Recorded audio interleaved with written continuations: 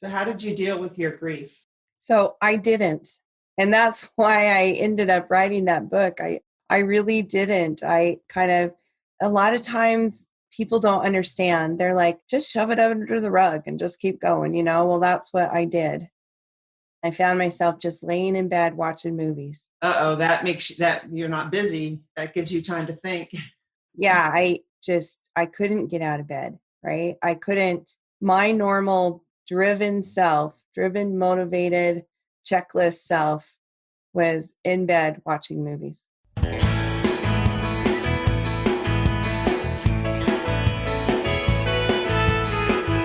Welcome to the Onward Podcast. This is Emily Harmon, your host. I love interviewing people just like you and me and hearing their stories of facing adversity and moving forward. These stories help us relate to our common humanity and realize that we are not alone. Thinking of leaving your current job, but a little intimidated? Not sure if you should? Listen to this episode and learn how my guest, Linda Rawson, left a comfortable job when she was a single parent with 3 children in high school. She left her job to become an entrepreneur. And in this interview, we talk about how she did that, what her thought process was, and we also talk about how Linda handled some failures along the way.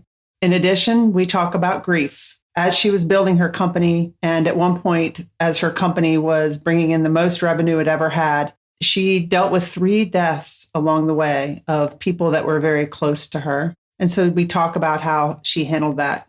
My desire is for you to be able to listen to these Onward podcast episodes and get some inspiration to overcome the obstacles that you face in your life so we all can move onward together. Linda Rawson is a C-level executive, a technology entrepreneur, author, and inventor. Her background as a software engineer combined with her corporate executive experience merges the technical with the business world, and she's passionate about what she does. She has owned and operated Dinah Grace Enterprises since 2006, and it's a women-owned small business in rural Morgan, Utah. Let's cut to the interview. Linda, welcome to the Onward Podcast. Thank you. Thank you so much. What a pleasure. It's awesome to interview somebody that's got a background in federal contracting. I know that that's where I came from most of my life, working in federal contracting. And I love to hear about how people started their companies, how they came up with the name for their company, and what challenges that they faced in their life as they were trying to start their business. And because everybody's got a story. Yes, they do, for sure. Okay, well, I'll begin with that. I never intended to be an entrepreneur ever. I was a software developer sitting in a cube writing code. At the time, a blast from my past came to me and said, "Hey, Linda, we have this project at NASA. Would you like to take part in it? And you would need to be a subcontractor for a prime." And at the time, I was divorced and I had 3 kids in high school. And I really had never imagined working for myself. And he said, "Oh, by the way, you're going to have to quit your W-2 job and start your own business and be a solopreneur, a 1099. And I was like, okay, what does that look like? What are my kids going to do for health insurance? And what do I do about supporting them? And it could take a while to get paid. And all of those things race through your mind when you're going to start a business. And turns out that I started that business, and that was in 2006. Why did you do that? Like, you had a comfortable job, right? Pretty comfortable. You had a good job. You were doing good work. You had healthcare. You had 3 kids in high school. I don't know if I would have. That's what living an authentic life is, making a decision that aligns with your true self. And it sounds like maybe you weren't happy because you said sitting in a cubicle doing software. Yeah, and the work itself was going to be super fun. Okay. Like it was cutting edge R&D work in a technology called RFID. And it was so super fun working at Edwards Air Force Base with the space shuttle. So much different. I was working on radar software, so much different. And I took the weekend and I thought about it. And, I always tell people this, ask yourself, what is the worst thing that could happen? what's the worst thing that could happen? Either it's going to be successful or you're going to fail. And if you fail, it was an educated risk. So if I failed, I knew I had skills. I knew I'd be fine. And my kids, they'd never experienced hard times. It might have been good for them to go through a hard time, but they never did. They were fine. What year was that? 2006. So that's right before the economy kind of crashed too, or right around that time, right? Yeah. But Yeah. maybe not in the industry where you were working. No, IT, we've always been fine, right? Yeah. Yeah. So it was an interesting time. All of a sudden you've got to figure out how to invoice, how to bill, and all of a sudden I was in an office and working at home. And a lot of people talk about that transition this year. It's been pretty prevalent, but working at home is hard at first. You've got to be motivated. You got to not stop and go do your laundry and realize that it's 5:00 at night and you haven't done anything towards your project. How did you stay productive?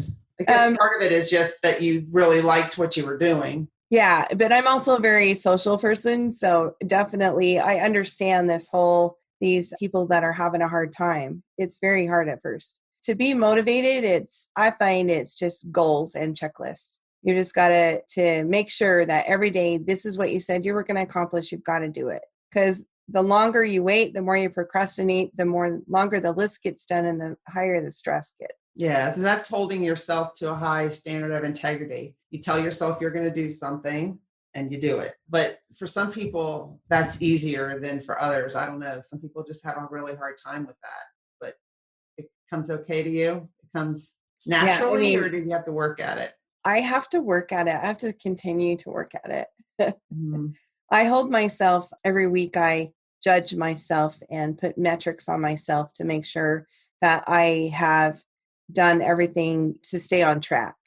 And not just work-wise either, personal-wise. So I have to fit that in too. Do you have a particular morning routine that you go through or that helps you get set for the day? I usually meditate every morning for a minute or two, maybe 5 minutes. It just depends. But I get quiet with my mind and then kind of figure out what needs to be accomplished that day, prioritize, and then cup of coffee, breakfast. I always eat breakfast and get going. So you left your job, you started this company. How did that go for you? It went good. It was only a 6-month project. It was $100,000. I mean, that seems like a lot of money to some. Other people, maybe not so much. But for me, I remember getting my first paycheck and holding it up and saying, this is it. I got this money. And it was just entrepreneurism. I think you get excited and that's what makes you motivated to continue, is you experience some success. What challenges have you faced in your life that you've had to overcome, like adversities, and that maybe other people that are listening have faced as well that you can help them through? Well, I was raised in a small Mormon community, predominantly male-oriented, woman was expected to get married and have children and stay at home and take care of those children. I feel like it was even in the high school. And I remember being in math class and helping football players pass their math just so that they could play football. So, I mean, it was continually all along. And all of that narrative I used later in my 8A application when I applied for 8A. 8A, explain, because some people listening might not know what 8A is. Oh, okay. It's the minority set-aside program with the Small Business Administration. Okay. It's a 9-year program. Yeah. And we can talk about that later. But so I got married at 18 and I, worked and I was civil service for 10 years at least. And so I tried to go that route. And it's interesting when I look at the whole timeline as to what happened. But I mean, my mother was also divorced and she had been married multiple times. And my parents got divorced when I was 1.5 years old. So she herself was an outlier in this small community. But that independence that she had carried over into me and made me very successful to run a business with. Okay. So when you got married at 18, that didn't really work out. I was married for about 20 years. Wow. And then we were kids when we got married. Just kind of didn't work out.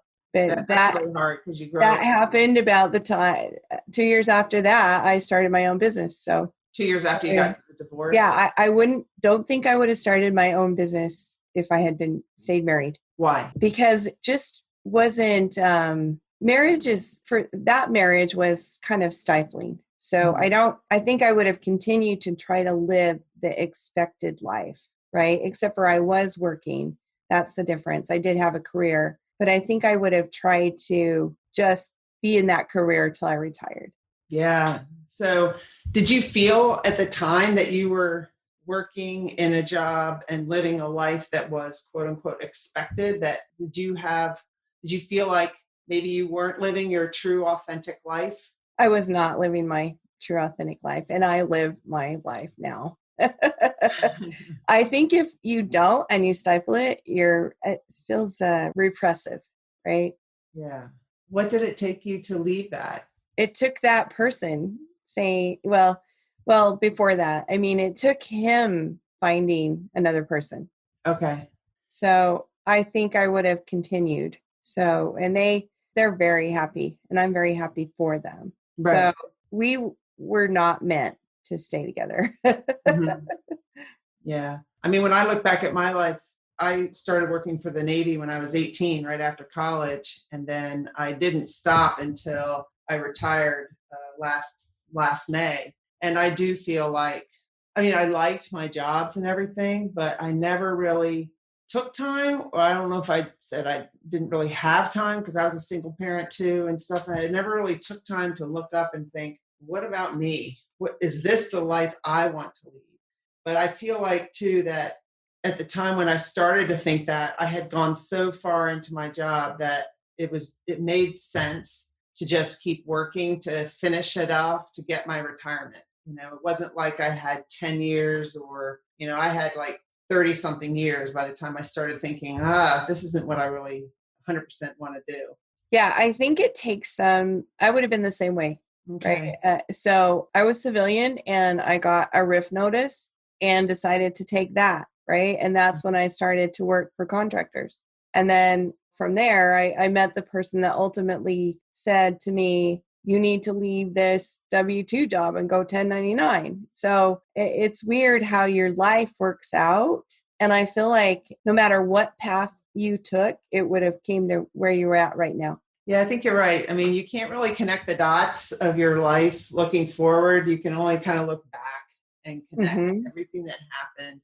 And, you said you meditate, so you probably think this way too, that like everything happens for a reason and everything works for this common good in your life, I think. But sometimes it's hard to see that. Like you said, you've had several people in your life die, because I was asking you wrote a book on grief, and I was wondering, why did you write a book on that? So do you want to talk about that? Sure. I can talk about that. So moving onward from when I started a business and raising kids at the same time, writing software, and a woman in my industry had gotten her 8A status. And I decided that as a white woman, what did that take? Well, you have to write a narrative to prove socioeconomic, which is pretty easy, as a woman software developer in Utah, salary wise, not even close to the male counterpart. So during that time frame, I also had mentor prodigy come into my life, and mentor prodigy relationship, a mentor. And we worked forward to get huge contracts together because they had the connections and I had the 8A status. So that's a mentor protege agreement for people who don't understand. That's really when a larger business mentors a smaller business. And so and then you can team together and get government contracts, compete for them. But they helped you too, probably with I don't know, your business strategy, your human resources. Yes. They helped you scale, right? Helped you grow. Yeah. And accounting and proposal, how to even respond to a proposal. So during this time frame, when we were at our largest size, we're not at that size of company anymore. But at our largest size, my brother got very, very sick with Lewy body dementia. And if you don't know what that is, it's kind of Alzheimer's and Parkinson's combined. And it's kind of profound. I'm almost the exact age he was when he got sick.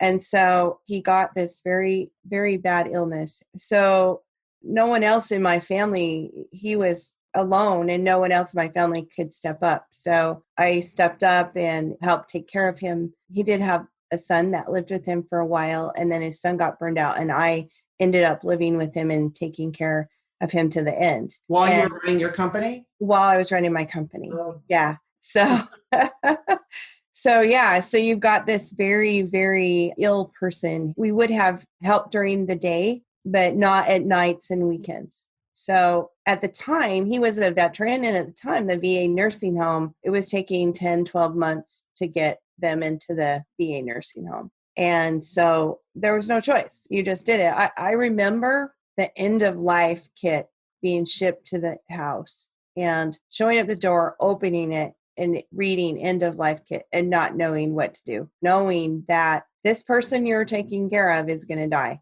and they're going to die on your watch. So what do you do about it? Who sends the end of life kit? Is that the VA? Yeah, hospice. Yeah, hospice. And in combination with the VA. And basically it has morphine in it. But they had meant to tell me how to use it, but they didn't. And so when it showed up, I was completely taken off guard. I mean, all of it was taken off guard. Like the minute you go to the doctor and they say he cannot fill out his own do not resuscitate DNR, you're now going to figure out what's going to happen. Like you have to decide if they want a feeding tube, if they want resuscitation, if they want antibiotics, or that's all really. I mean, I just went through a time where my former husband died, and we had hospice came to our house and helped.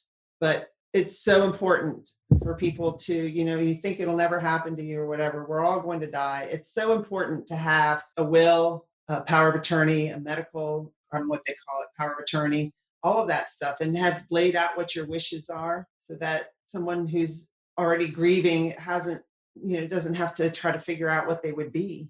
Yeah. Wow.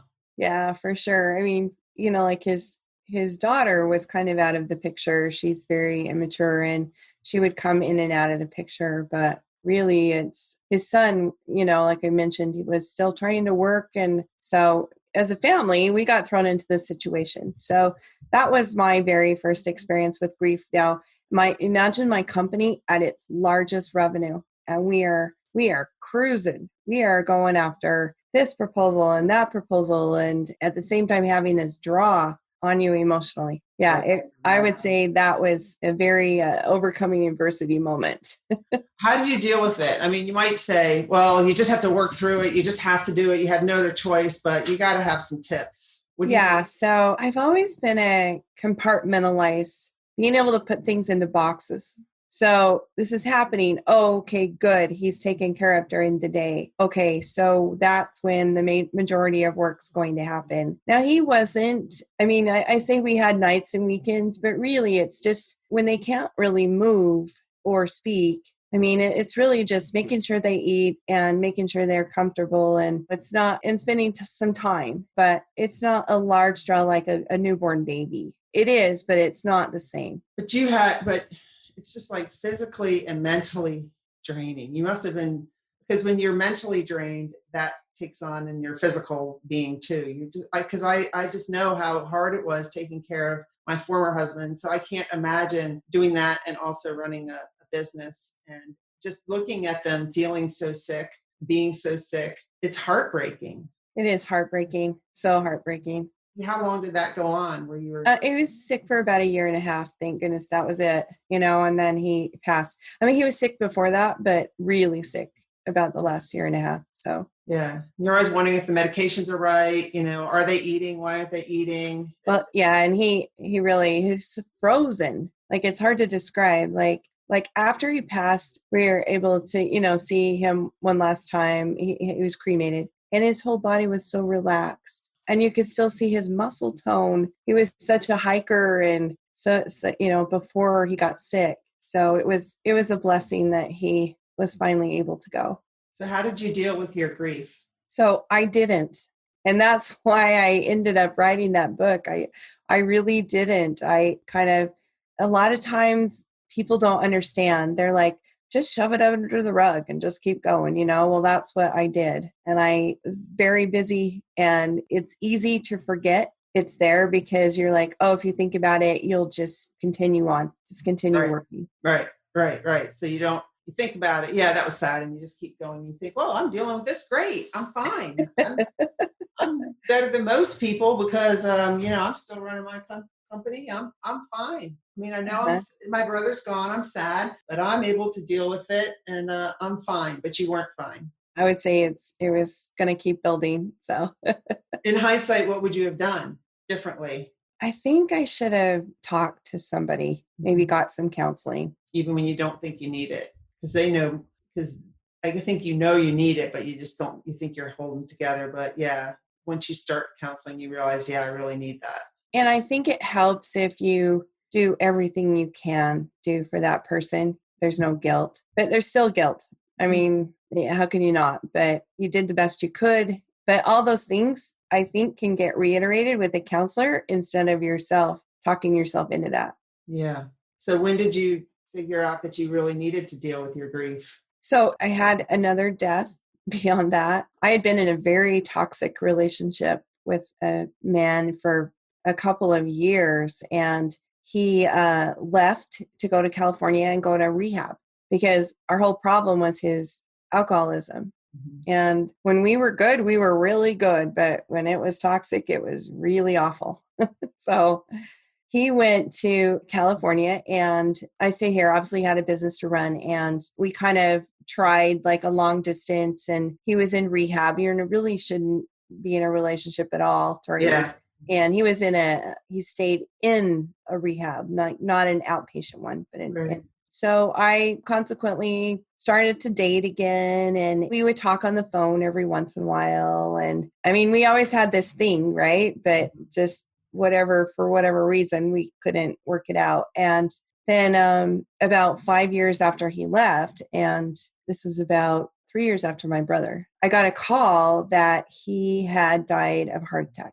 And for whatever reason, this death affected me just tremendously, just awful. And I really couldn't forgive myself for not going to get him, bringing him back, getting him he was really overweight at the time, and getting him like a chef and a personal trainer and the rescuer, right? Right. So I really made myself miserable because I felt like I should go rescue him. And this death went on I made myself feel guilty for years. Did you go to counseling for that? I did not. And I really should have, because I ended up buying a house that needed to be remodeled, and I sunk my heart and soul into this remodel. I did everything myself, right? Just to take my mind off my business suffer. And then the very next year, my mother passed away. And after my mother passed. Was that unexpected, your mother? No, she was 93, Alzheimer's. Okay. So we'd had a really volatile relationship. We didn't for many years because of the Alzheimer's. Like they say that sometimes the person that gets Alzheimer's takes it out on one of their children, and I was the target. So. But anyway, so the last few years we'd enjoyed a really, really nice time, and I could take her on all these field trips, and we had a good time, which was good because I needed that during this whole death experience. And then when she passed, I got a sinus infection, and they would throw another round of antibiotics at it. And then I found myself just laying in bed watching movies. That makes that you're not busy. That gives you time to think. Yeah, I couldn't get out of bed. I couldn't. My normal driven, motivated, checklist self was in bed watching movies. And they kept trying to get rid of the sinus infection. Nothing, right? Like 3 rounds of antibiotics, 8 weeks later. Wow. And then you still had your company then too, but yeah, oh yeah. I guess by then you had some good people running it. It wasn't just you. It was bigger. You had some processes in place, but yeah, for sure. So, and then I actually wrote this book on grief during that time frame. I think, to heal. And I don't care if anyone else ever reads it, right? Mm-hmm.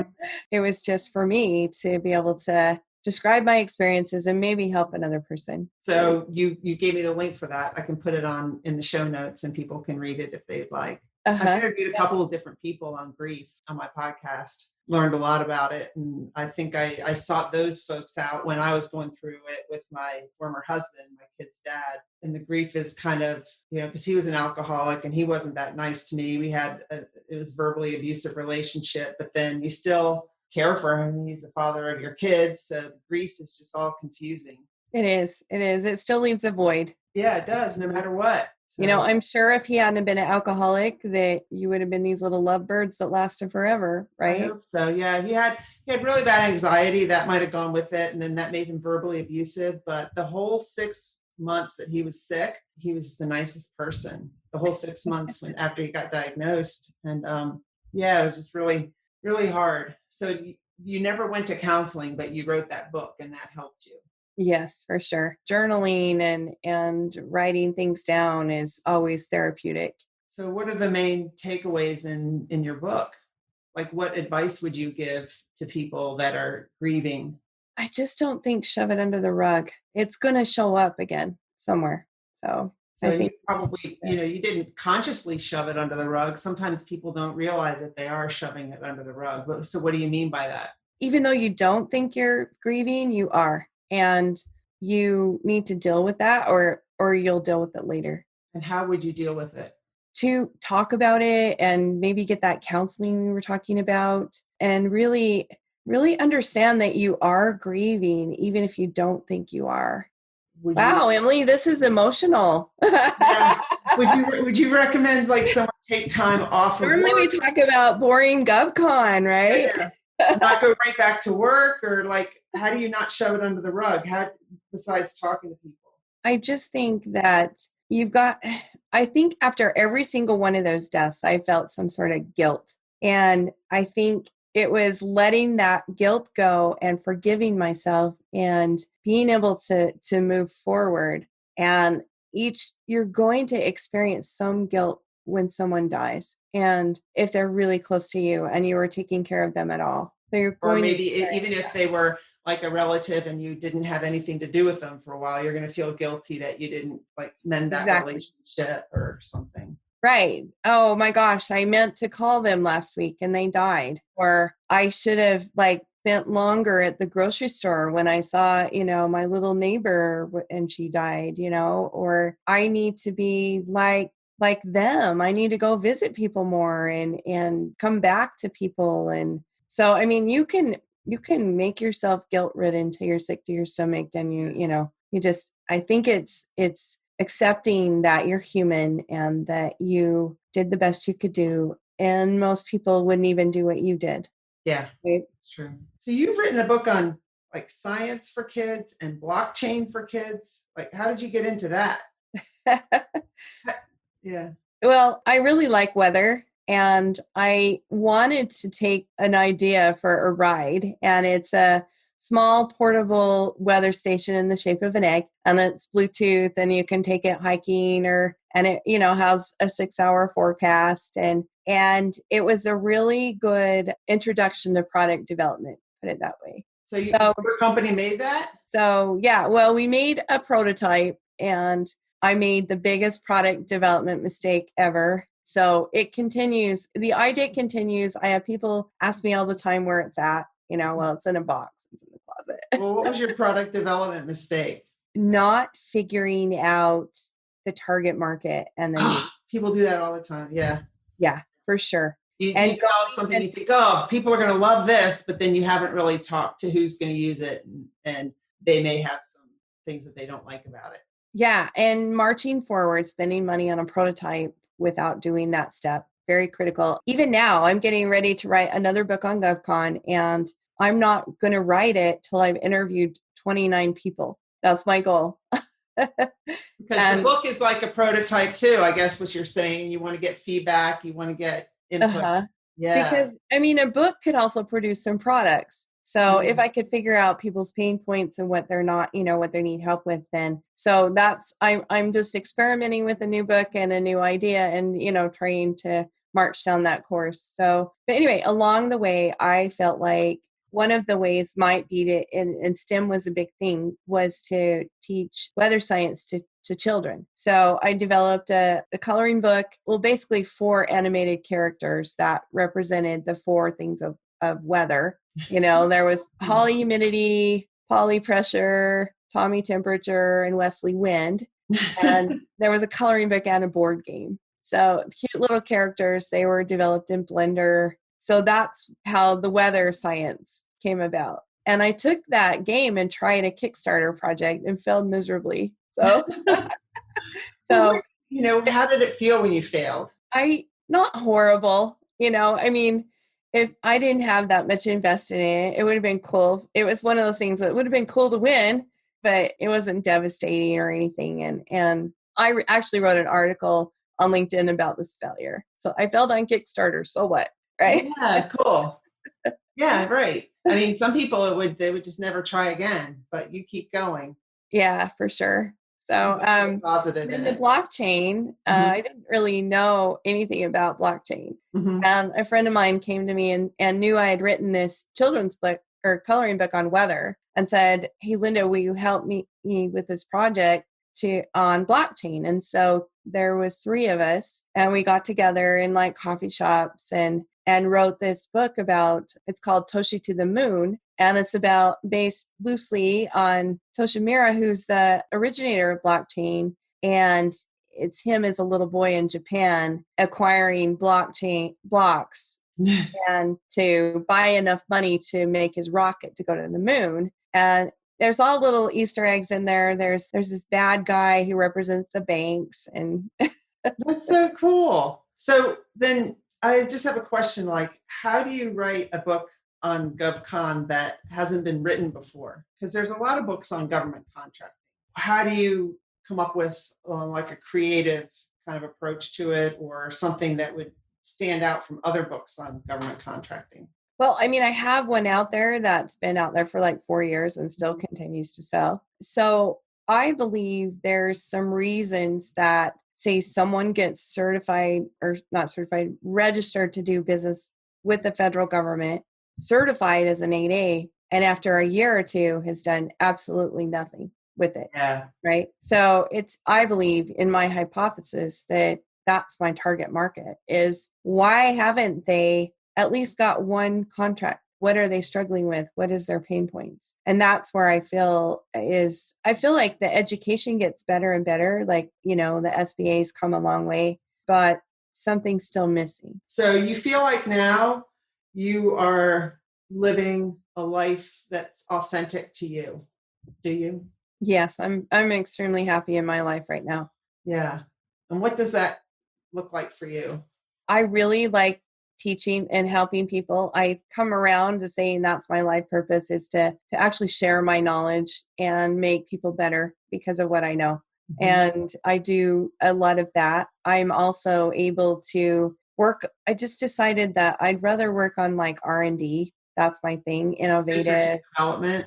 Yeah. I like research and development and working with any given moment, which is so bizarre. I was raised in a predominantly white community, and every single week I work with Black doctors or Hispanic doctors or Asian doctors, and we're trying to develop some really cool technology for the medical field. And I'm not medical. I'm like, how did this happen? So I feel like I'm able to connect with people that I would never have had the opportunity to connect with if I wasn't living my most authentic life. You said a good book that you've read recently is The Path Made Clear, Discovering Your Life's Direction and Purpose by Oprah Winfrey. Yes, very good book. And I would recommend, if you haven't read that or listened to it, Emily, you should. What did you learn from it? When did you listen to it? It's really good on Audible. Okay. So, but it was like after you had already left your job, or is this, This is in the past year or so. And I listen to it frequently, especially certain chapters. Oh, okay.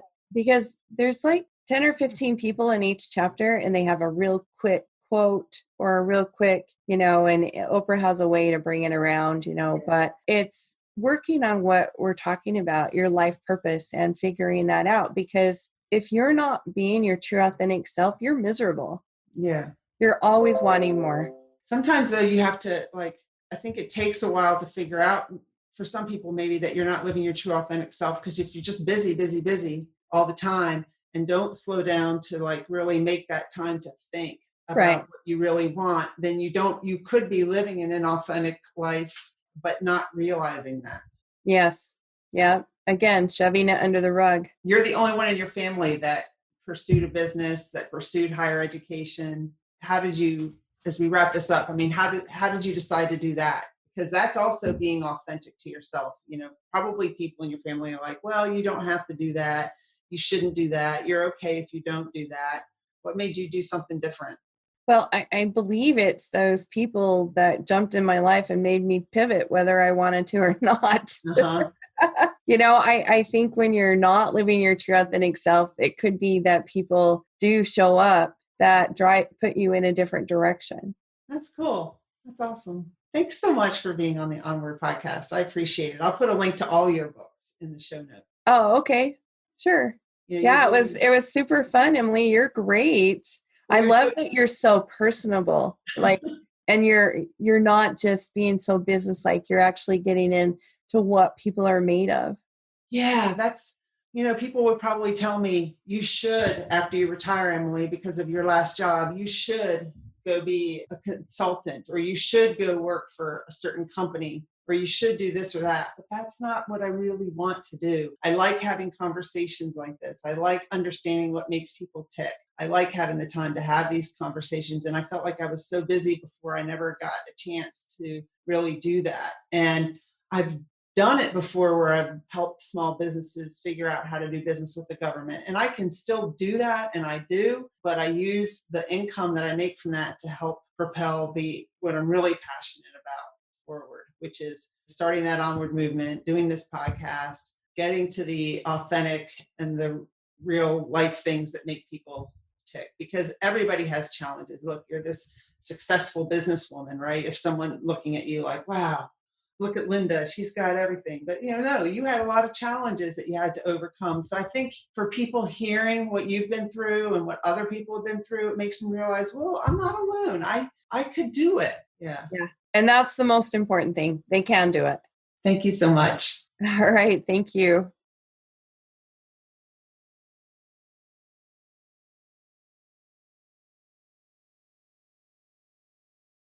Thank you for listening to the Onward podcast today. I hope that you're doing well.